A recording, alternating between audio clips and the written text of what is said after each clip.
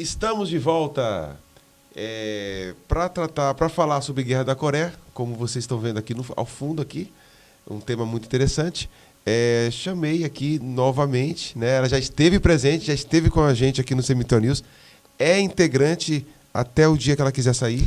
Sara Gabriela, tudo bem, Sara? Tudo bom, professor? Bacana, Sara, saber que você faz parte do projeto e está animada, ansiosa para falar desse assunto. Sara, eu lembro que nós estávamos numa aula e eu perguntei, né? Sara, você quer falar de qual assunto, qual tema da história que você quer discutir? E você falou Guerra da Coreia. Eu pergunto, antes das perguntas mais legais aqui, né? Por que você escolheu Guerra da Coreia? Bom, primeiro que é um assunto muito interessante e que com certeza faz parte do meu acervo assim, pessoal, né? Mas também porque a minha família, ela sempre, todo mundo gosta muito dessa questão de história, de estudiosos e tal. Que legal, cara. Que herança boa, viu? Herança muito boa, assim. E o meu irmão, principalmente, ele é muito ligado com questão de documentários, de ver vídeos informativos. E em um desses vídeos, ele estava vendo um documentário sobre a Guerra das Duas Coreias. E eu pude, assim, ver e ver aquilo, assim, que me chamou muita atenção. Porque foi uma história que eu olhei e fiquei, meu Deus, que interessante. E cada ponto, cada momento, principalmente um fato que eu gosto muito de comentar, é que a Guerra da Coreia é como se fosse um jogo de xadrez. E isso me chamou muita atenção. Então, quando o senhor falou, Sara, escolhe um tema de algo que você queira falar, algo ligado à história, assim, eu falei, vai ser isso. Quando a gente está estudando, até mesmo no currículo escolar, é uma história europeia, né? Americana, entre Europa, América, um pouco da África. Pouco se fala da Índia, da Ásia, né, do Japão, da importância da cultura asiática. E a Coreia fica na região da Ásia. E por isso que eu falei, pô, cara, as pessoas... e a história mesmo, né? Muita gente busca temas assim um pouco diferentes, né? Apesar que a história consegue abranger tudo. Mas eu gostei do tema, porque é guerra, é história pura, 2.0, né? 2.0. É história bruta mesmo. Então, beleza. Então, assim, para falar da Guerra da Coreia, já explicou por que você escolheu esse tema, porque é importante, né? Um tema legal, um tema que é pouco falado e tem uma importância muito grande no jogo político do mundo pós Segunda Guerra Mundial. Então, assim, quando que começou essa guerra? Que eu já coloquei várias perguntas, né? Quando aconteceu a Guerra da Coreia? Quando? Né? Quanto tempo ela durou? E a relação da Coreia com o Japão. Então, vamos começar aqui. Quanto tempo durou e quando que aconteceu? Para a gente depois começar com as perguntas mais pontuais.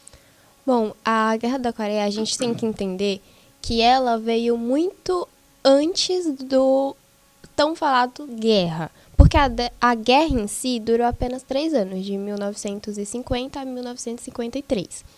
Mas o contexto histórico para chegar onde chegou, para chegar à parte do confronto direto, do armamento, de todo aquele momento, precisou de muito além disso. Então, eu respondo essa pergunta que foi 3 anos que durou, e nesse período de tempo, mas dizendo que é muito além disso, porque a guerra, tanto que essa pergunta de o que o Japão, qual é a característica do Japão e o que ele tem de importância, é um ponto importantíssimo. Eu acho que sua primeira pergunta seria um podcast, porque quando que aconteceu? Começa em 1950, só que os antecedentes faz você recuar no tempo até 1910 com relação ao Japão. Até mesmo antes disso, porque a gente pode ir tão além e até em 1854. Poxa. Então, é um fato de... A gente se pega vendo mesmo que uma guerra que, para as pessoas, conhecida como a Guerra Esquecida, conhecida, né? Mas é muito além. Para chegar onde chegou em 1950... precisou de muitas coisas antes que a gente vai pensar, caraca, então foi por isso. Então, antes de acontecer todo esse confronto, isso aconteceu, como que as pessoas podem ter passado por isso tão despercebido, um ponto tão despercebido. Então, geograficamente, a Coreia fica na Ásia, numa península da Isso. Coreia. Você falou o que aconteceu antes. Você pode mencionar um pouco Claro. de alguns antecedentes que levaram até 1950? Sim. Bom, um fato muito interessante é que, por exemplo, o Japão, em 1854, ele era um país assim muito solitarista. Então, o que isso significa? Politicamente, ele queria o poder para si. Então, ele queria o poder do país inteiro para que pudesse, né, ser ele apenas. E com isso, o Japão. E com isso, ele foi invadindo locais, tentando pegar influência. Então, o Japão, ele se tornou essa questão de... Ele começou em 1854, ele começou a originar a sua importância. Assim, no conceito historiográfico, chama-se de imperialismo, né? Expansão imperialista. Talvez seja isso. O Japão, ele era um regime feudal, era um país atrasado em termos... comparado com os avanços industriais da Europa e Estados Unidos. O Japão quebrou esse modelo econômico mais agrário e tem um desejo de colonizar a Ásia inteira. Ele olhou para a Ásia e falou: a Ásia é minha. A Ásia é minha. Então, ele queria esse processo para poder se ampliar. Ele queria ampliar os horizontes. Tanto que um fato interessante é que em 1894 a 95, ele derrotou a China, que até as pessoas podem pensar, meu Deus, a China, que hoje em dia tem uma importância muito grande, né, na política. Por isso eles não gostam de japonês. Quer ofender um chinês, chamá-lo de japonês. Então, e em 1904, a gente já vem para 900, né, derrotou a Rússia. Então, a gente via que o Japão ele já estava conseguindo conquistar grande parte da Ásia. Então, vamos lá. O Japão ele quer se modernizar, ele precisa expandir o seu chamado império. Ele invade a China, tem a data aí? Ele invade a China em 1894 a 1895. Sobre a invasão da China, é um estudo à parte. É um dos episódios mais tristes da humanidade. O que o Japão fez com as chinesas, com crianças chinesas, com a China em geral. Um dos episódios de estupro coletivo, de crueldade humana, né? Se verificou nesse contato com a China. Tem um chamado estupro de... Eu não vou lembrar agora o nome, que foi um dos momentos mais trágicos da história humana. Guerra é trágica, né? Mas é um ponto que merece um estudo especial. 1891. E com a Rússia foi 1905. 1904 a 5. Em 4 a 5, que é a guerra russo-Japão, Russo, né? Tem um nomezinho que fala. Isso, russo-japonês, assim. E o Japão, ele nipônico, pretendia... né? Algo assim. É assim, a Rússia e Japão, 1904, Isso. E derrota a Rússia. Derrota a Rússia. Fala. O objetivo do Japão era se tornar a única potência. Ele queria se tornar essa potência regional, sabe? E para muitas pessoas, esse momento aqui agora pode ter sido, meu Deus, mas o que isso tem relação com a Coreia? O que isso Exatamente. tem a ver com a Coreia? Então, aí que a gente chega em 1905, né? Já falou que o Japão derrotou a Rússia em 1905, mas em 1905 também ele pegou a Coreia para si. Então, ele começou um processo de japonização. Isso aí. Então, vamos resumir, porque realmente é muitos detalhes. Muitos detalhes, sim. Então, primeiro, Coreia era unificada. Não existia Coreia do Norte e Coreia do Sul. Ponto. Coreia está lá no canto dela. No canto dela. Beleza, tranquilo. Então, você que está nos ouvindo, vamos lá. Primeiro você coloca no papel. A Coreia está lá no canto dela, é pacífica, está lá com seus dilemas internos. Ponto. Do outro lado, o Japão está se expandindo. Se expandindo. 1890, o Japão chega na China e causa um desastre lá. 1905 com a Rússia. 1910 com a Coreia. 1905. E 5 já com a Coreia. Já com a Coreia. E agora, para a gente chegar na Coreia, porque é preciso falar desse ponto. Sim. Então estamos desenhando. Eu acredito que está Estamos bem desenhando, desenhado. sim. Então, vamos esquecer agora o que falamos e partir agora Japão e Coreia. Japão e Coreia ficam ali... O domínio do Japão na Coreia começa em 1906 e vai até quando? Aí é um ponto que daqui agora vai até 1945. Caraca, Muitos Coreia, coitada da anos, Coreia. muitos anos. E um fato muito interessante é que, por exemplo, as pessoas elas acreditam, nossa, mas o Japão ele simplesmente chegou na Coreia, invadindo tudo e decidindo fazer essa japonização, tudo. Não. Para ter esse processo, primeiro o Japão teve esse contato com os coreanos, teve esse contato com o imperador coreano da época. Ele, tanto que teve até a questão do assassinato da imperatriz, que foi um ponto também muito importante a ser destacado. E então, em 1910 até 1945, que foi a questão da Segunda Guerra Mundial, né? Beleza, antes, esse assunto vai render, porque... É muito bom. É bom. A presença do Japão na Coreia foi uma presença nada amistosa. Nada amistoso. Eles começaram a proibir o coreano falar o próprio idioma. Sim. Tem algo assim que você leu? Nossa, sim. Conta aí. E a gente vê, por exemplo, que durante esse processo de japonização, o Japão invadiu totalmente a Coreia, invadiu um ponto tanto que era momentos brutal, era muito assassinato, muito trabalho escravo, muita...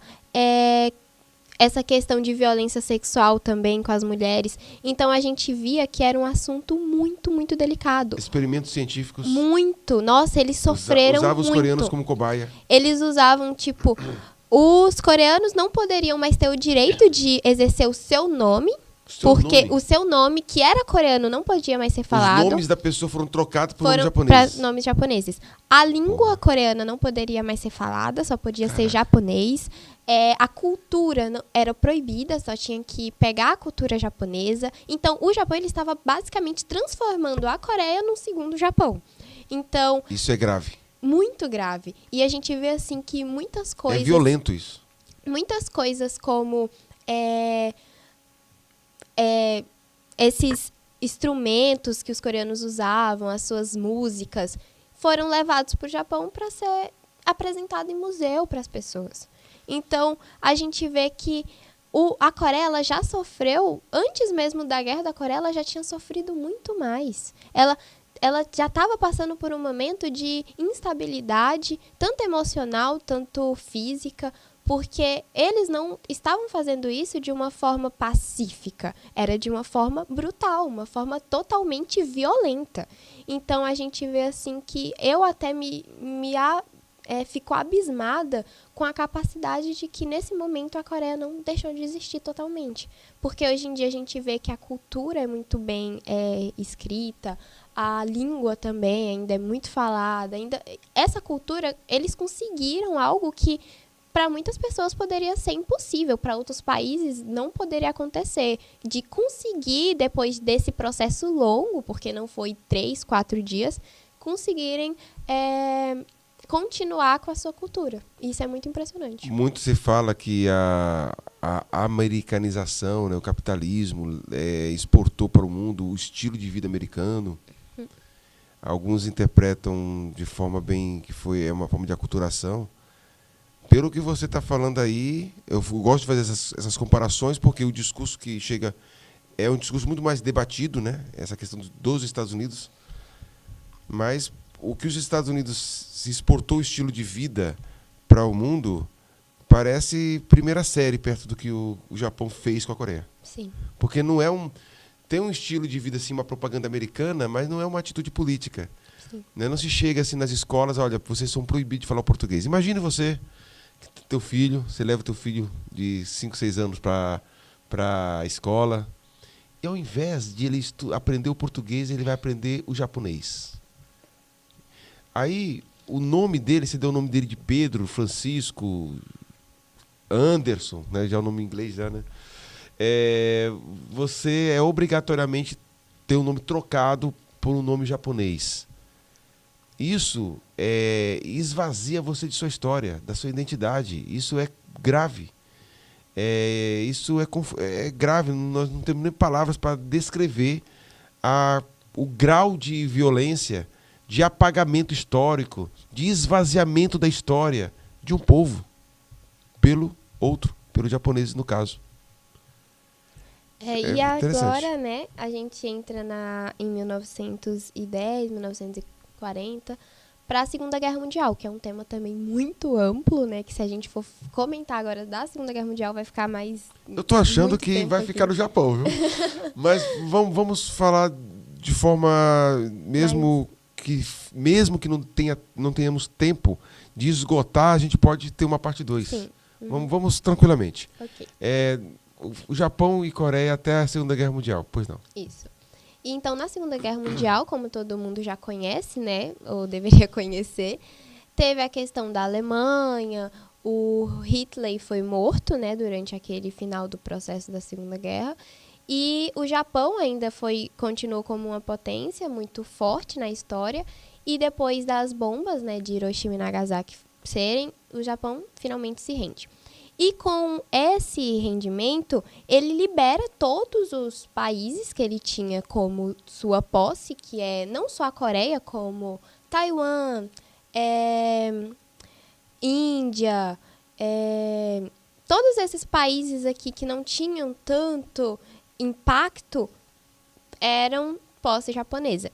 Então, em 15 de agosto de 1945, finalmente o Japão se rende e com isso ele é obrigado a devolver todos os países que ele tinha tomado. Aí a Coreia agora vai sair de um capítulo de terror e vai para outro capítulo de terror. Nossa, nem um tempo de paz. Realmente o Brasil é um país privilegiado, viu? Não. E um Rapaz fato assim que eu fico me questionando assim é porque a Coreia ela acaba porque, com certeza, quando pensaram, meu Deus, o Japão é obrigado a sair daqui, vamos ter um pouco de paz. Aí vem o comunismo, vem os Estados Vem Unidos tudo também. isso. E aí vem uma coisa que eu acho muito importante destacar, é que a Guerra da Coreia, muitas pessoas acreditam que, por que a Coreia quis fazer isso? Por que a Coreia quis se dividir? Por que as pessoas tinham essa questão de certo, errado, esquerda, direita? A Coreia não tinha essa vontade. A culpa não é da Coreia em si, e sim das potências que, com certeza, naquele momento, eles diziam para todos, diziam para a política, diziam nas reuniões, não, estamos fazendo isso em prol desse país que precisa de uma república, que tem que ser independente, que a gente vai fazer ele ser independente. Eles estavam apenas usando isso como fachada para o que eles realmente queriam. Porque essa questão da Guerra Fria, por exemplo, é como se a Guerra da Coreia fosse uma extensão da Guerra Fria, só que sem mencionar isso. Então, as pessoas, elas lembram da Guerra da Coreia pela Coreia, mas elas não lembram pela questão da Guerra Fria. Então, por exemplo, a Guerra Fria, ela foi um processo onde as pessoas dizem, não, uma guerra onde não teve nenhum ataque, não teve nenhum bombardeio, era apenas algo político, apenas algo midiático, né, que as pessoas iam pela mídia, por tudo isso. Mas a Guerra da Coreia é como se fosse uma extensão da Guerra Fria. Pelo que você está falando, a Guerra da Coreia é muito mais por conta da Guerra Fria. Muito mais por causa da Guerra Fria. Porque a divisão veio por conta das ideologias da Guerra Sim. Fria aqui, né? Já no final da Segunda Guerra Mundial, quando a Alemanha se rende, já começou a se desenhar no cenário mundial a oposição que estava no mesmo bloco, Estados Unidos, Inglaterra e União Soviética, mas com a queda da Alemanha, os Estados Unidos, que atuou junto com a União Soviética, não por questões ideológicas, mas por questões circunstanciais, já estavam se polarizando. Os Estados Unidos levantou como um grande país do livre mercado, do capitalismo, etc., e a União Soviética como a grande bandeira da ideologia socialista / comunista. Então, agora começa a Coreia do Norte e Coreia do Sul, né? Agora começa. Agora começa. Então, assim, começou pelo visto, começa com os socialistas. Mas os Estados Unidos vai ter uma reação.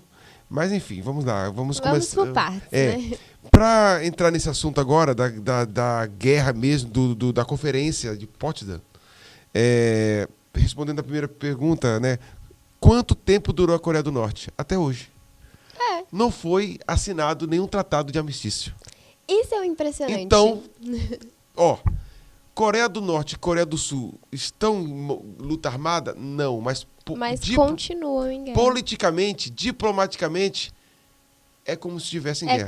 É como se eu estivesse guerreando com você e não houve nenhum tratado de paz. Então, fica no ar. A guerra não acabou. É um fato muito interessante, porque é uma guerra que, meu Deus, desde 1950 e até hoje acontece. Enfim, o que foi a Conferência de Potsdam? Bom, para quem não sabe, a Conferência de Potsdam foi um encontro, uma reunião, uma conferência, onde os países aliados, eles se uniram para poder decidir o que aconteceria depois da guerra. Então, a ONU meio que criou isso para que houvesse um ponto final. Aquele dizia assim, não, agora tal lugar vai ficar com tal lugar, país tal vai fazer isso, a gente vai se reerguer dessa forma. Então, a conferência foi como se fosse essa reunião. E o que ela tem de importante? Bom, na conferência de Potsdam, um fato muito interessante, Potsdam é uma cidade na Alemanha, muito legal, mas fora de contexto. A questão é que nessa conferência foi colocado na mesa que a Coreia seria totalmente... ela iria entrar em um ramo de ela mesma. Então, ela teria essa sua independência. Soberania. Essa sua soberania. E eles pensaram, meu Deus, a Coreia já passou por um momento de muito sofrimento, não sabe o que é ter essa soberania, não sabe o que é ter essa independência. Vamos ajudá-los, né? Vamos ser legal, vamos... Então, vamos fazer o seguinte, vamos dividir. Porque temos um país e eles ainda não sabem o que fazer, então vamos pegar duas potências. Então, só um momentinho. A Conferência de Potsdam, ela veio de... Tem um ano aí? Você anotou o ano? Não. Tá, mas ela foi durante a guerra, depois da Segunda Guerra Mundial? Depois. Mas depois de 1950? Não. Foi antes? Foi antes de Foi mais ou menos em 1945. Beleza. No finalzinho da Segunda Guerra. Para saber como é que ficaria a soberania dos países, os países que dependem de um outro. Organização. E lá na Coreia do Norte, houve era um rei, um presidente, vou chamar presidente, dinastia, não sei, que se aliou à União Soviética. Bom, e aí... Fala. Eu entrando. Não, pode falar. Bom, para chegar nesse ponto, primeiro a gente tem que pensar. Eles pegaram nessa conferência essas duas soberanias, dois gigantescos, né? Pensaram, não, vamos dividir e colocar cada um para um lado. Um fica responsável por isso, um fica responsável por aquilo. Uma ideia muito ruim, vamos ser bem sinceros, né? Mas opiniões. Então, a parte norte ficou responsável a União Soviética e a parte sul pelos Estados Unidos / ONU, porque um fato muito interessante que a gente pode destacar aqui é que a guerra não foi os Estados Unidos que lutou, foi a ONU. Então, o que muitas pessoas acham, meu Deus, os Estados Unidos que estavam na guerra, não, era a ONU. Então, com exércitos mistos. Na verdade, é isso que pega na história. Porque nos papéis, na história, politicamente correto é a ONU. Só que quem colocou a ONU na história foi os Estados Unidos. Então, 99% dos soldados eram norte-americanos. Quem estava na frente de tudo eram comandantes americanos.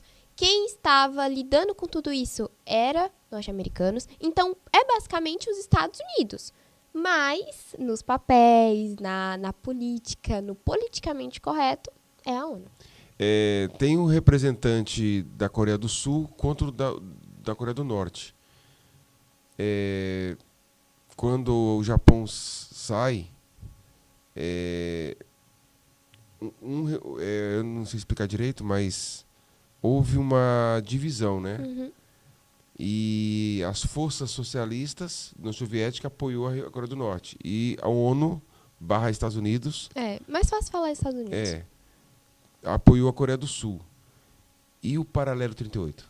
Bom, o senhor falou de um fato muito interessante que, bom, durante aquele processo que o Japão estava fazendo toda a brutalidade, houve uma pessoa em meio a tudo isso que era socialista e ele apoiava o movimento socialista.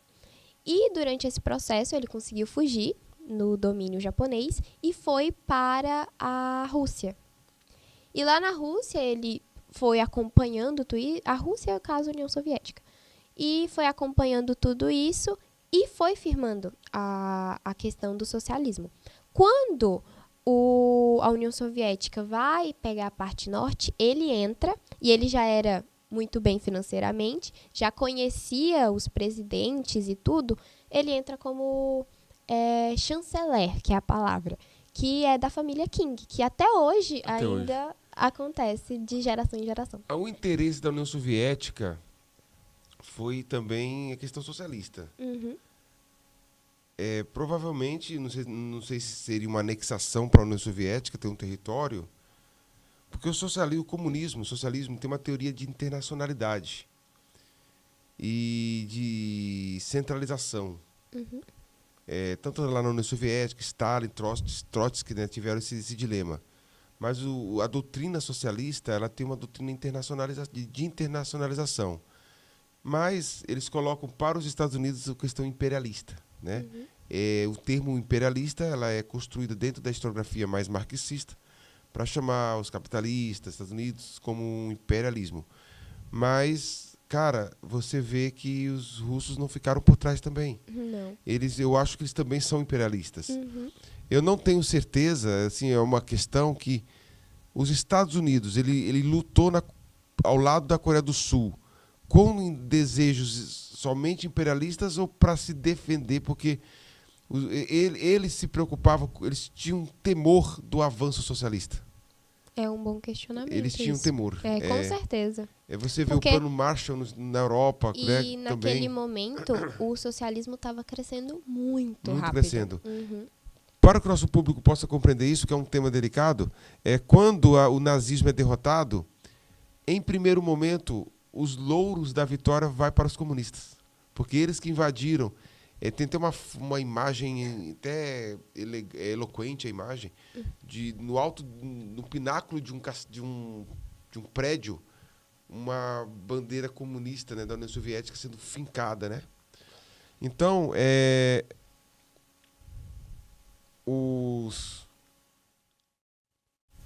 quando o nazismo é derrotado, a vitória foram dos comunistas. Porém, do Exército Vermelho. Porém, eu vi uma vez estudando sobre isso, que os Estados Unidos, com o presidente Truman, ele jogou as bombas lá no Japão também por uma questão política. Era importante para os Estados Unidos saírem como vencedores. Sim. E toda a narrativa mundial estava pendendo para os vencedores, União Soviética. E sim, o comunismo estava em alta nessa época, justamente por conta disso. Os Estados Unidos começa toda uma força-tarefa de investir empréstimos, de reconstruir os países europeus e aí Coreia do Sul, como uma forma de conter o avanço socialista. É por aí que você está lendo? É por aí. Vamos lá. Bom, e o senhor falou sobre essa questão do paralelo 38, né? Bom, o paralelo 38, ele é uma linha imaginária que eles pensaram diversas formas para poder dividir. Vamos usar mesmo o local, o relevo, só que nada estava funcionando. Então, eles descobriram essa linha imaginária, que é o paralelo 38, que ia exatamente no meio da Coreia. Então, usaram ele. Bacana. Temos algumas imagens. Vamos... Aí, ó. A Maria Eduarda aí. Oi, Maria Eduarda. Fez falta aqui, Maria Eduarda. Fez falta. Sara, Ali, aí é uma imagem de um ponto de vista, assim, do paralelo 38, mas de um ponto de vista mais alto, né? Então, só contextualizando. Pode passar? Forças comunistas da Coreia do Norte se moveram para o sul, cruzando o paralelo 38. Essa imagem pode passar? As estimativas variam, mas acredita-se que pelo menos 2 milhões de civis coreanos, cerca de 30 mil norte-americanos, 400 mil sul-coreanos, 1.000 soldados britânicos e até 15 milhões de forças comunistas morreram na Guerra da Coreia. Caraca, Muita gente. é muita gente. Foi um massacre. Foi muito, muito. Eu tava pesquisando e pude ver, assim, o quanto foi devastador. Estudiosos dizem que lado outro foram muito mais ruins ou aterrorizantes que o outro, mas outros já afirmam que os dois foram igualmente ruins. E a gente vê que, naquele momento, eles estavam cegos por esse desejo de território, de conquistar, que não viam que tantos inocentes foram mortos. 2 milhões. 2 milhões. Bom, pode passar? A China, o Japão, né, a União Soviética, é uma imagem aí da China, do lado da Coreia do Norte, China, Japão e a União Soviética brigaram por anos pela influência... Não é isso que está querendo dizer, desculpa. Está dizendo que a China, o Japão e a União Soviética, por anos, lutaram pelo domínio da Península Coreana. É isso. Coitada da Coreia. E um fato muito interessante é que muitas pessoas podem até se perguntar, meu Deus, mas o que a Coreia tinha, que todo mundo queria? Exatamente. Agora, antes de passar para o próximo, você falou no início, é uma guerra esquecida. Por que se lembra muito mais do Vietnã do que da Coreia? É uma boa pergunta isso. É uma pergunta que fica... É uma pergunta no ar, porque assim, a Coreia, ela tinha esse... Por que as pessoas queriam tanto a Coreia? Porque a Coreia, ela era muito bem direcionada. Ela tinha muito agricultura do lado norte, como ela também tinha muito extração de minério no lado sul. Então, os dois lados em si eram muito, muito ricos. E agora a pergunta, por que a Guerra da Coreia é tão esquecida em relação a outras guerras? A do Vietnã, por exemplo. Vietnã? É porque eu acredito, minha opinião, que as pessoas, quando não estão interligadas ou não conhecem a história, e elas não ficam tão interessadas em coisas que acontecem, por exemplo, na Ásia ou em outros lugares. E a gente vê assim que a Guerra da Coreia é uma guerra que é extraordinária. Milhares de pessoas morreram, mas foi colocado tanto nesse cubículo, tanto tentaram esquecê-la tanto que nem mesmo os coreanos a gente vê falando tanto. A gente não vê assim, para eles foi algo realmente marcante, mas para outras pessoas elas só colocam como algo que aconteceu. E muitas pessoas não acreditam o motivo ou porquê que elas são divididas. Que tem aquela questão, meu Deus, se bombear tem pessoas hoje que nem sabem que a Coreia é dividida. Que ficam, meu Deus, tem um lado norte e um lado sul e eles não podem se cruzar. O lado sul é mais livre do que o lado norte, né? Vamos passando. O paralelo 38, que é a linha imaginária que divide a Coreia do Sul da Coreia do Norte. E essa paralelo 38, nossa, é um momento assim que, principalmente na guerra, totalmente armado, totalmente, meu Deus, esse lugar era a fortaleza. Tanto que hoje, com o fim, né, entre aspas, da guerra, tem uma zona de desmilitarização que é de 4 metros, 2 para um lado, 2 para o outro, que é, na verdade, tudo, menos desmilitarizada. Porque lá tem tanques, tem soldados 24 horas, tem tudo que o senhor imaginar no quesito militar.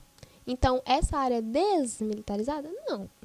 Mas é uma forma de poder controlar a situação para que não ocorra desavenças, não ocorra... Porque, querendo ou não, a gente vê que, por exemplo, do lado sul, as pessoas, para entrar nessa área, é uma burocracia enorme.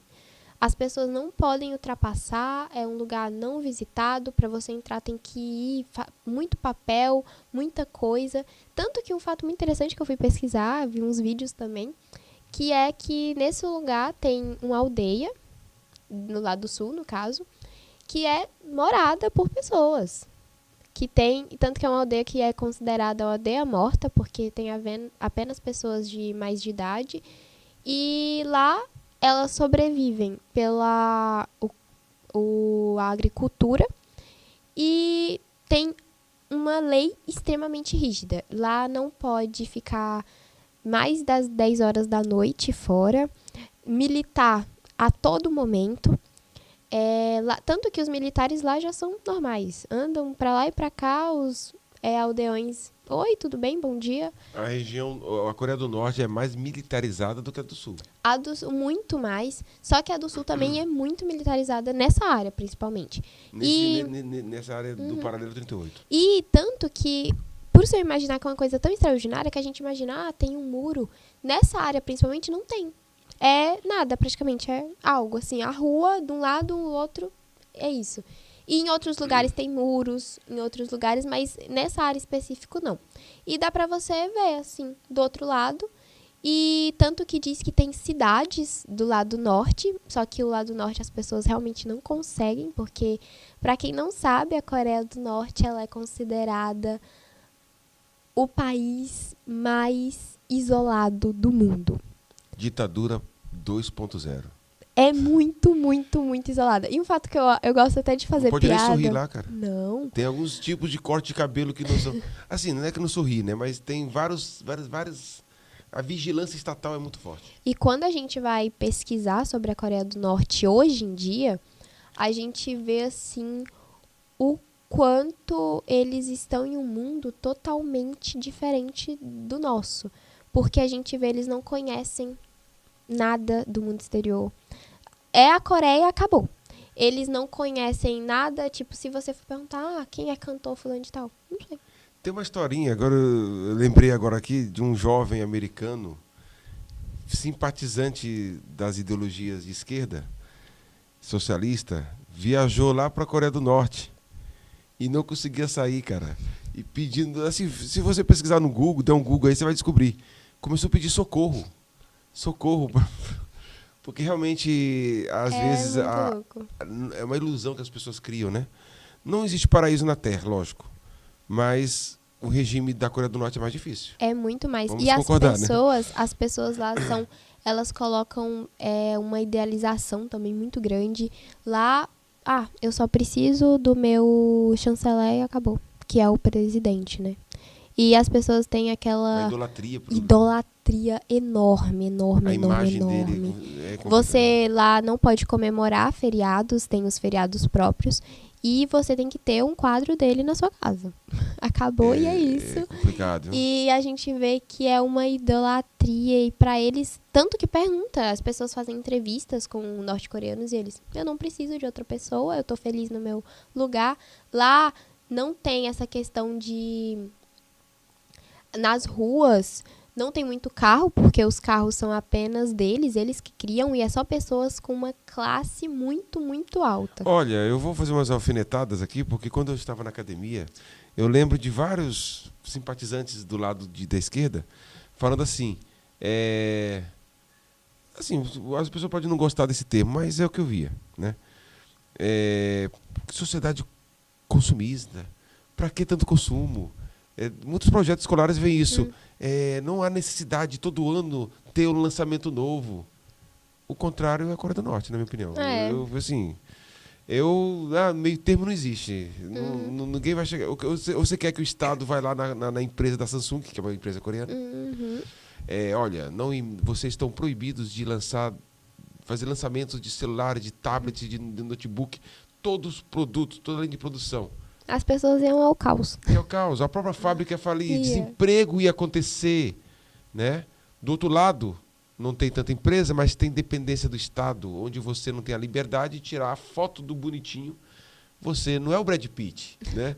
É um cara muito bonito lá, né? Não. Então, assim, ou seja, é muita invasão de propriedade. Muito. Você, na sua casa, não ter o direito de como você falou, de tirar o quadro, você é obrigado. Sim. Então, E né, é pesado eu mesmo. prefiro, assim, claro que o consumismo gera pessoas fúteis, essa narrativa marxista está certa. As pessoas ficam fúteis, que vivem de aparência, vivem de objetos, né? Transformam a vida humana como se fosse uma mercadoria. Tudo é mercadoria, tudo é mercadoria. Tá, realmente, tem esse ponto crítico. Mas as mercadorias geram trabalho, não geram? Sim. Então, e olha a Coreia do Norte, seria um grande, na minha opinião, do meu ponto de vista, um estado de alerta. Mas a gente, assim, tá vendo essa questão agora na atualidade. É o juízo de fala. Eu sei Sim, que, como professor de história, é normal as pessoas fazerem algumas críticas, né? Professor, tal, olha, realmente a gente não conhece tudo, né? A Coreia do Norte, o estudo sobre a Coreia, eu mesmo, sendo professor de história, tenho um pouco conhecimento sobre a Coreia do Norte. A Coreia em si, né? O que eu falei agora é um juízo de valor, sim. Se eu estivesse fazendo um artigo científico, eu faria de outra forma. Mas a gente não vive dentro do artigo científico, a gente vive na acessibilidade do dia a dia. Sim. Né? Então, como cidadão, como testemunha das coisas que acontecem, eu saio do lado da academia, eu peço com licença disso. Podem estranhar, né, que eu estou dando uma opinião. Tenho direito a ela também. Fique atentos. Né? Porque realmente observe os frutos que a árvore produz. Sim. Né?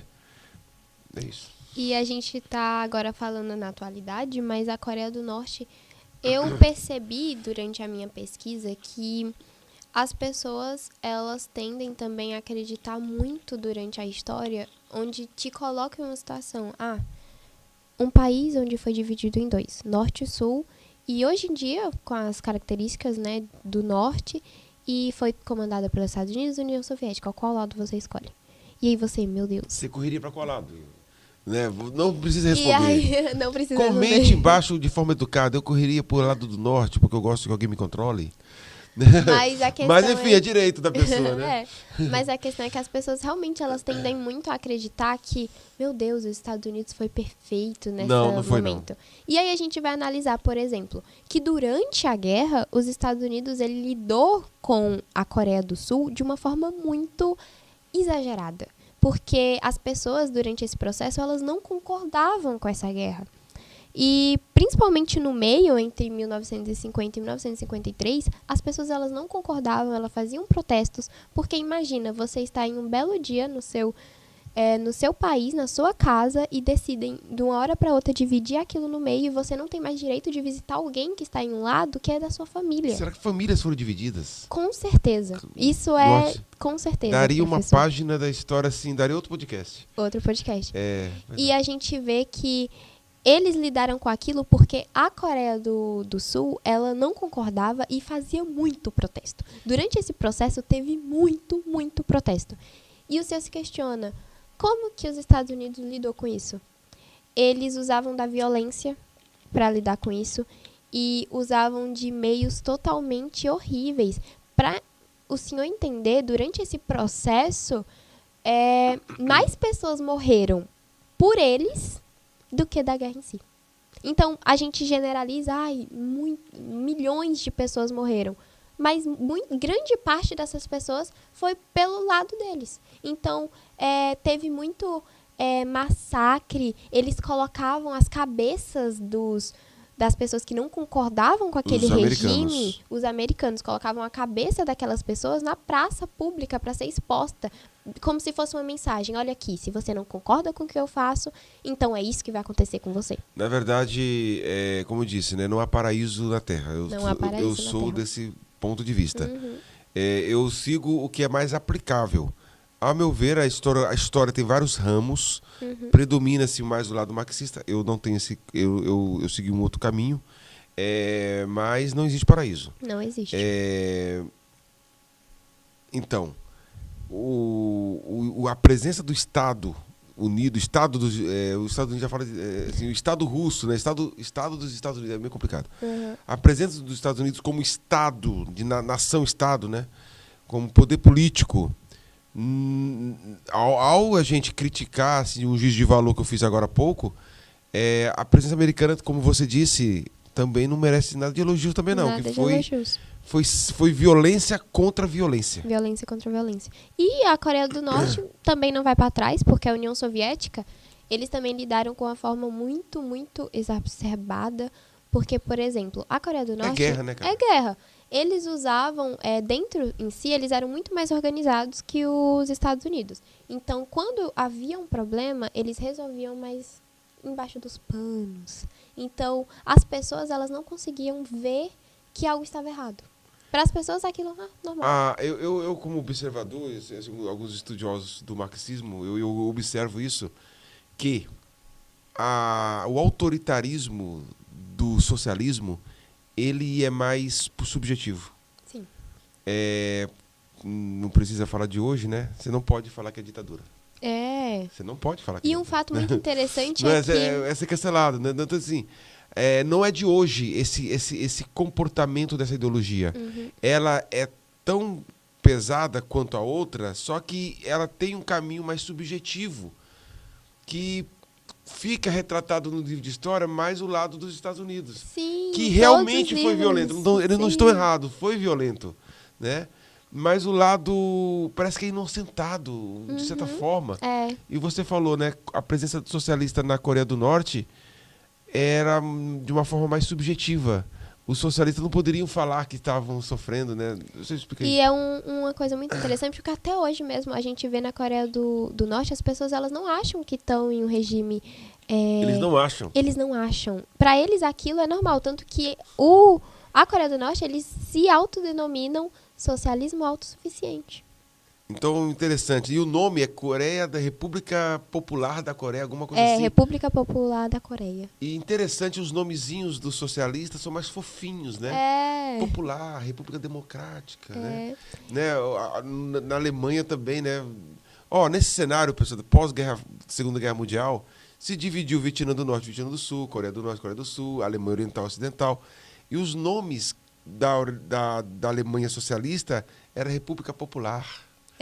Assim, realmente, soa mais... É bonito lógico. de se ouvir. Se chegar para você, olha, tem 2 partidos aqui para você se filiar.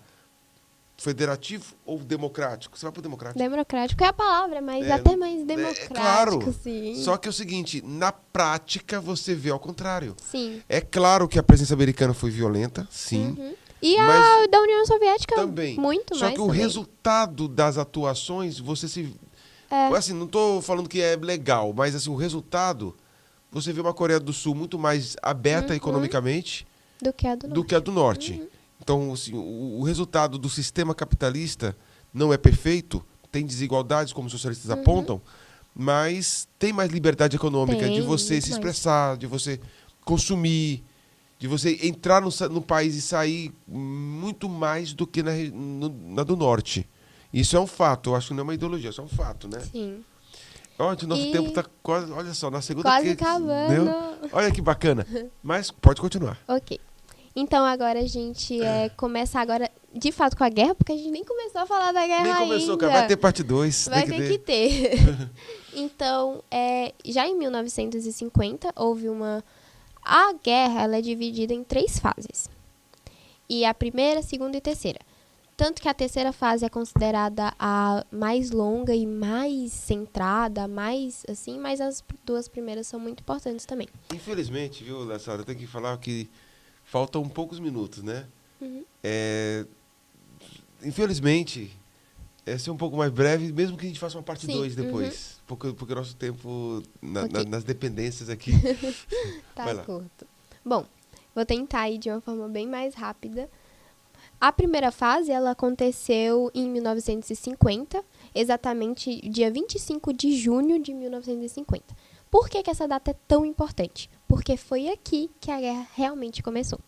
Foi aqui que realmente aconteceu o primeiro empate, a primeira alfinetada, que assim podemos dizer. Porque... acendeu o primeiro barril de pólvora. O primeiro barril. Os historiadores dizem que quem começou tudo foi o lado do Sul, pelos Estados Unidos, mas a guerra em si começou porque a União Soviética, o lado Norte, atacou primeiro. Sim, Foram pra dentro. atacou primeiro. Quem começou foi a Norte. Historiadores geralmente marxistas, eles vão ser mais lenientes com relação ao norte-coreano. Porque a ideologia deles nunca está errada. Acontece que provavelmente alguma coisa aconteceu. Vai ter parte 2, fica tranquilo. Bom, Alguma coisa aconteceu, interferência americana, o culpado sempre vai ser o outro. sim. Né? É que nem é uma espécie de religião. O culpado de eu pecar é o Satanás, não é porque eu quis, né? Então. Então, desculpa, vai ter parte 2. A estrutura mental, né, é essa. Então, geralmente, os historiadores partem por esse lado marxista, né? Mas historiadores de outra linha não vão concordar com isso. Vão ter um outro ponto de vista, como você falou. No fato, o socialismo que ocupou a parte norte da Coreia, ela atacou primeiro, ela que avançou. Pois não. Bom, e nesse processo, o norte, ele atravessou o paralelo 38 e ele foi até o perímetro de Pusan, que é... Bom, nessa fase é muito interessante, porque nesse processo, o norte, ele ataca, ultrapassa o paralelo 38 e eles estavam muito fortes. Eles já estavam se preparando durante um processo de tempo e o sul pega totalmente desprevenido. Então, eles atacam tudo, começam com Seul, que é a capital sul-coreana. Atacam. Quando eles vê, a Coreia do Sul está apenas no perímetro de Pusan.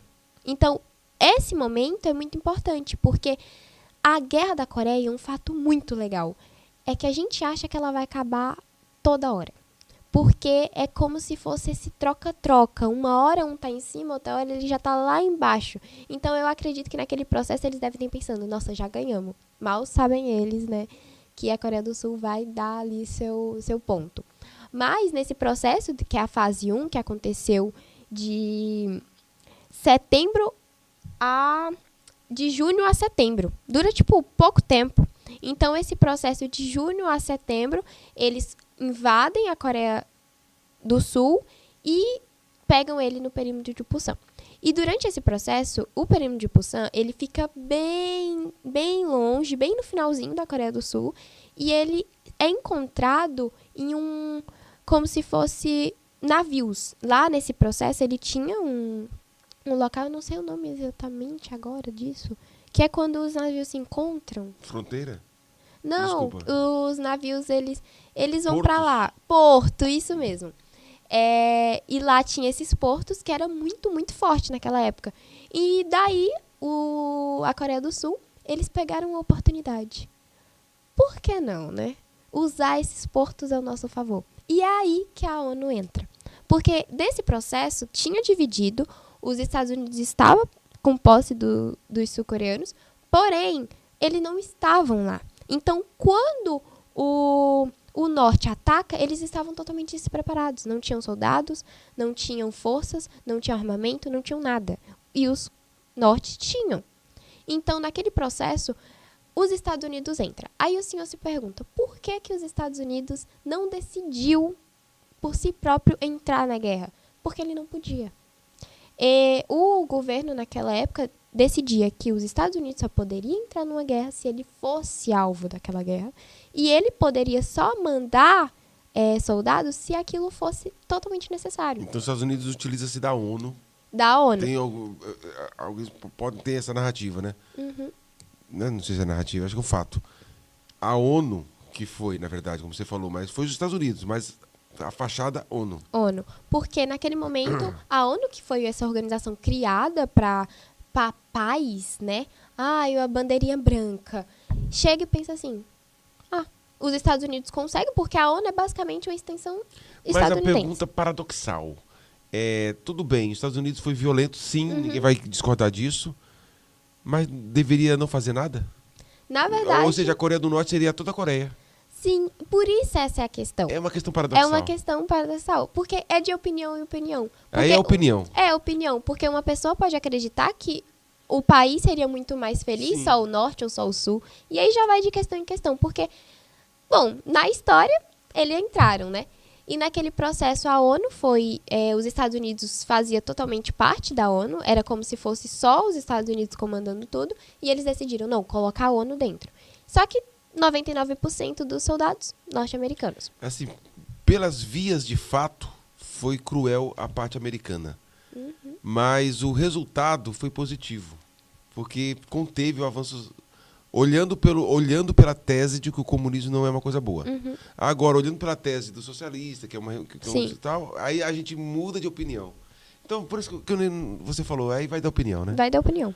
E durante esse processo, quando os norte-coreanos ganhamos. Eu vou falar norte-coreano, sul-coreano, apesar de que é uma luta entre União Soviética e Estados Unidos, mas vamos estar se referindo assim, né? Então a questão é, aí entra a segunda fase. Pelo porto, os soldados da ONU chegam, a ONU domina e começa a segunda fase da guerra, que é em outubro de 1950 setembro a outubro. Olha tanto que foi pouco. Pouco. Só na segunda fase, vamos passar algumas imagens? Aí algumas imagens do exército da ONU, né, dos Estados Unidos, chegando na Coreia. Pelo porto, Pelo gente. porto. Volta um pouquinho, por favor, como você falou, ó, pelo porto. Sim, que foi. E esse porto foi um ponto totalmente importante, porque eles chegaram no perímetro de Pusan e pensaram, uma oportunidade de poder mandar soldados. Pode passar. Aí um cenário, uma foto, né? A vantagem já existia fotografia, né? Então. As guerras da Idade Média é difícil explicar assim. Vai lá. Aí é o tratado, ó, em 27 de julho de 1953, um armistício foi finalmente assinado, com o acordo de que o paralelo seria a nova fronteira entre os dois. Observe que esse documento não fala que terão paz, mas que o paralelo 38 seria a nova fronteira dos dois países. É isso. O nosso tempo é curto, vai ter parte 2, talvez na parte 2 a gente começa com a guerra em si. Né? Bacana? Conta você que ficou até agora conosco. Vamos ter agora uma conversinha particular, né? Assim, mais pessoal com a Sara. Você que gostou do assunto, você que está empolgado com a Guerra da Coreia, vamos ter uma parte 2. Temos que ter, professor. A parte 2. Essa história ainda tem muito, muito mais. A gente ainda pegou a ponta do iceberg, porque realmente essa história ainda tem muita coisa a ser ministrada. E vai ser muito interessante. E tem que ter, professor. Sim. Grave aí, anote aí para na parte 2 a gente já começar com a segunda fase da guerra. Beleza? Quanto a você, esse projeto, esse trabalho, esse podcast vai ser publicado no canal do YouTube História e Conexão, Centro de Mídias, SEDUC, algumas partes no Cemitério News e divulgado para TV aberta via TV Assembleia. Beleza? Você tem que fazer o quê? Curtir, compartilhar, deixe seus comentários abaixo, dúvidas, discordâncias, contrapontos abaixo de forma educada, ok? E só explicando, a historiografia tem vários caminhos, muito provável que você, professor de história que possa nos ouvir, possa até não concordar com alguns viés, normal, deixe o comentário abaixo, que quem sabe a gente possa dar uma resposta bem acadêmica, de forma respeitosa. E até daqui a pouco.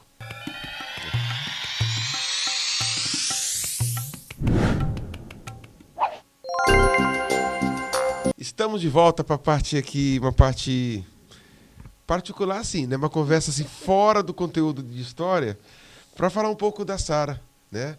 Nosso público deve estar maravilhado, perplexo, absorto, perplexo, com relação a Sara e a sua desenvoltura durante esse podcast. Ai, obrigada. Viu? Parabéns. Sara, em poucas palavras aqui, fala um pouquinho de você, sua origem, nascimento, uma breve biografia para o nosso público. Bom, meu nome completo é Sara Gabriela de Andrade Silva. Eu nasci no dia 25 de novembro. Tenho apenas 15 aninhos, gente. E, bom, é basicamente isso. Nasci em Araguaína e decidi estudar agora no colégio militar, no ensino médio, né? Estou na 2ª série. E vamos lá, né? Vamos formar. Você parece ter 12 anos, tem 15 e fala como se fosse de 25 anos. Ouço muito isso, ouço muito isso. Eu não sou o primeiro a falar isso, né? Não, as pessoas dizem muito que eu tenho carinha mesmo de 12 anos. Aí as pessoas dizem assim, nossa, Sara, mas quantos anos você tem? 15. Meu Deus, você parece ter 12. Aí a gente tem uma conversa, você parece ter 52. Eu acho que a tua forma de conversar já seleciona o tipo de homem que chega pra você, não chega? Ou eu estou equivocado? Ah, não sei. Você não é criança, menor de idade, sei, né? É. Mas só que eu acho que grande parte da minha desenvoltura veio também da minha família, porque a minha mãe é professora, então isso facilita muito É de também. história ela? Não, matemática. É diferente. Né? É. Só que, meu Deus, se alguém aqui achou que eu tenho uma ótima desenvoltura, uma ótima oratória, não conheçam a minha mãe, porque minha mãe, ela fala de uma forma, assim, maestral. Tanto que a gente, nas férias, fizemos uma aposta para ver quem que dizia um pouco sobre, e ensinava para as pessoas sobre reforma protestante. E ela ganhou, galera, porque ela realmente está em um nível que eu não posso chegar. Mas é normal, ela é mais velha, tem mais acúmulo sim. de leitura, mais experiências, isso é normal. E eu fiquei abismada, viu? Eu fiquei assim, meu Deus, eu tenho muito a aprender. Faz o elogio, né? Não para a pessoa ficar orgulhosa, Uhum. mas é bom ter a humildade sempre, porque quando você tem esse senso de humildade, você cresce mais. Sim. Mas é um reconhecimento de fato que se destaca, entendeu? E parabéns. Muito obrigada. Eu acredito que o público vai gostar da sua desenvoltura. Ai, tomara. Então, depois vamos falar da sua mãe. Qual foi o dia mais importante da sua vida, Sara?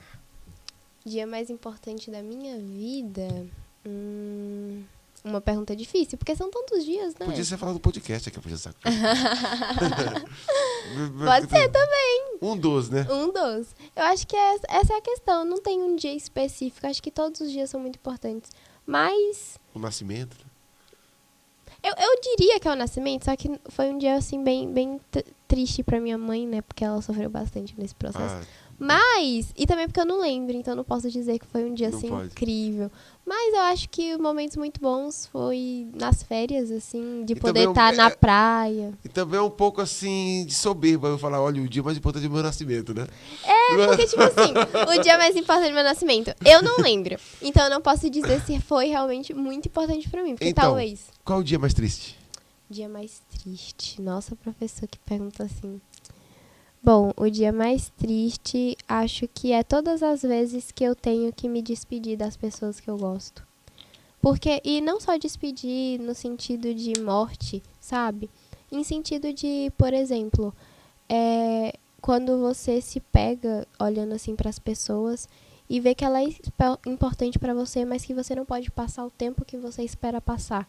Então, eu acho que momentos tristes são esses, onde você chega e tem que falar tchau. Eu não sei quando te verei de novo, mas tchau. Não gosta de despedida, realmente. Eu não gosto. O que você mais odeia? O que eu mais odeio? Eu acho que pessoas. Certo. Você gosta de ver, você vive no seu mundo, né? Não, mas só que assim, pessoas têm um contexto, não é todas as pessoas. Eu entendi, mas o público, olha, quando joga na mídia, tem que explicar. Tem que explicar. Pessoas no sentido de eu não gosto de estar em ambientes onde tem pessoas muito snobs ou até mesmo mal educadas. Eu odeio pessoas mal educadas. Então, já aproveitando aqui, uma virtude numa pessoa, de alguém, uma virtude que você valoriza. Eu valorizo muito quando a pessoa tem essa questão de comunicação, onde ela pode estar aberta a falar, mesmo que isso te machuque, mas que ela possa te falar o que ela realmente sente, sabe? Então, eu valorizo autenticidade. isso. Autenticidade. De poder te falar. Não é o ato de comunicar, é o ato de ser autêntico. Ser autêntico, de poder chegar e falar assim, olha, isso que você fez não me agradou e eu quero, sabe? Chegar de uma forma natural e a pessoa perceber, tipo, beleza. Então. E um valor, uma virtude que você, uma não virtude, né? Que você não valoriza, que detesta nas pessoas. Que você tem certo... Eu detesto pessoas que se acham demais. Você é contra a ostentação. Contra a ostentação. Você é contra o parecer. Tem gente que parece ser demais. Porque as pessoas, elas tendem vivem de sempre, aparências. Sim, sempre Ai, nossa. Principalmente quando você tá fazendo alguma coisa e você fala, nossa, eu fiz isso e isso. Aí a pessoa, eu fiz melhor. Ou de uma forma, tipo assim, eu fui. Mas aí a pessoa, nossa, você fez isso, eu fiz algo tão assim, muito mais. Embora eu sei que é menor de idade, mas muitas pessoas menor de idade têm relacionamentos, permitido pelos pais, lógico. Com certeza. É teu caso? Não. Ah! Eu tava até comentando hoje com uma amiga minha que eu falo assim, eu tenho muitas amigas que namoram, né? E elas chegam, nossa, falando seus problemas e tal, e eu fico assim, gente, que perca de tempo. Você fala, exatamente. Eu quero que minha filha também fale a mesma coisa, com 15 anos de idade, olha, meu pai. Eu sou muito racional, professor, então esse negócio de relacionamento não é pra mim. Não, pelo menos não agora, não né? no momento, né? Não agora. Tá certo. E a fruta nunca cai longe da árvore. Sim. Você falou da tua mãe, eu tô querendo... Quem sabe tua mãe seria uma boa comentarista aqui, olha. Nossa, com certeza ela seria. Né? Como é o nome dela? O nome da minha mãe é Similiana. Você mora com sua mãe, ou seu pai e sua mãe moram juntos? Como é que é? Bom, eu não moro com minha mãe, porque Rapaz, fato tudo até... isso falei. É porque, bom, como eu falei pro senhor que um dos dias muito tristes é quando você tem que se pegar se despedindo das pessoas que você gosta. E isso foi realmente direcionado a isso. Porque eu morava em uma cidade muito pequena, perto de Guaraí, Colinas. E nesse lugar morava com minha mãe e tal, meus pais são separados. E quando eu decidi, não, eu quero fazer o ensino médio em Palmas. Então, naquele momento, em colégio tal. Tanto que esse colégio era o que eu queria estudar. E naquele momento, minha mãe falou, então tá bom. E meu irmão, ele mora aqui, então eu moro com ele e a esposa. Bacana. Olhe bem naquela câmerazinha, ele vai filmar você, vai dar um close em você agora. Mande um beijo pra pessoa que você mais ama nesse mundo. Ai, gente, só uma pessoa? Pode ser só? Duas, vai. Duas. Eu quero mandar um beijo pra minha mãe, com certeza, porque eu tô com muitas saudades e que ela sempre me apoia em todas essas coisas. Tanto que no outro podcast ela ficou obrigando as pessoas a assistirem. Então, muito obrigada, mãe, por todo esse apoio. E eu também queria mandar um beijo pro meu pai, porque ele assistiu e ele ficou falando que eu não mandei beijo pra ele. Mandei pro senhor também, pai, te amo. Bacana. O nome do seu pai? O nome do meu pai é Valdeci. Gente, a minha família tem tudo nome diferente, né? Valdeci. E a mãe? Similiana. Similiana. É um nome diferente, né? Muito diferente. Professora de matemática. Matemática. Que manja de reforma protestante. Nossa! Professor de história. Nós temos um podcast com uma aluna, né, chamada Gabriela da 07, que ela quer falar sobre reforma protestante. Quem sabe sua mãe será uma entusiasta do assunto aí e acompanha o nosso projeto. Beleza, nosso tempo é curto. Eu vou deixar com você um salgadinho. Muito obrigada. Em poucas palavras, faça suas considerações finais. Bom, sobre a questão da Guerra das Duas Coreias, que é um tema extraordinário, a gente pode ver que é a introdução, né, desse tema. Espero de verdade que tenha parte 2, vamos lá, professor. E a gente pode analisar que a história ela vai muito além do que a gente imagina. A história ela não é só sobre um país que foi dividido em dois, mas sobre uma relação política, uma relação assim diplomática, onde as pessoas acreditaram, nações acreditaram que estavam fazendo algo em prol de um país, mas que estavam fazendo algo por si mesmos. Algo bem egocentrista. Mas a gente vai analisar a história e perceber que é maravilhoso e que isso não é algo ruim, mas que a gente pode aprender a cada dia e fazer disso uma boa história para contar, né? Tem alguma referência, alguma coisa? Gente, eu tenho, primeiro, um documentário, que ele é A Guerra das Duas Coreias. Muito bom documentário. Gente, foi esse documentário que fez eu gostar da história. E no YouTube. E eu também recomendo algo que não tem a ver com a história, mas eu super recomendo um dorama, tá, gente? Que é Pousando no Amor. Assistam, porque fala muito sobre essa questão de Coreia do Sul e Coreia do Norte. E é muito gostosinho de assistir.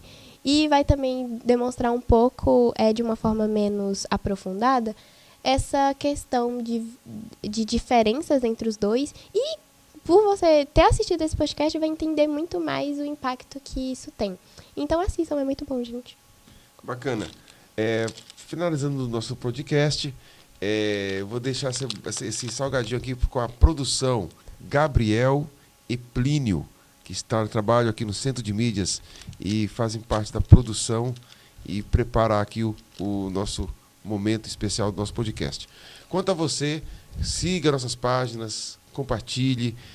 Vai ter parte 2, Guerra da Coreia, parte 2 no Centro É de isso News. aí! Beleza? Curta, compartilha, seja um seguidor. Aqui é César Augusto, História para Dentro da Cabeça. Tchau.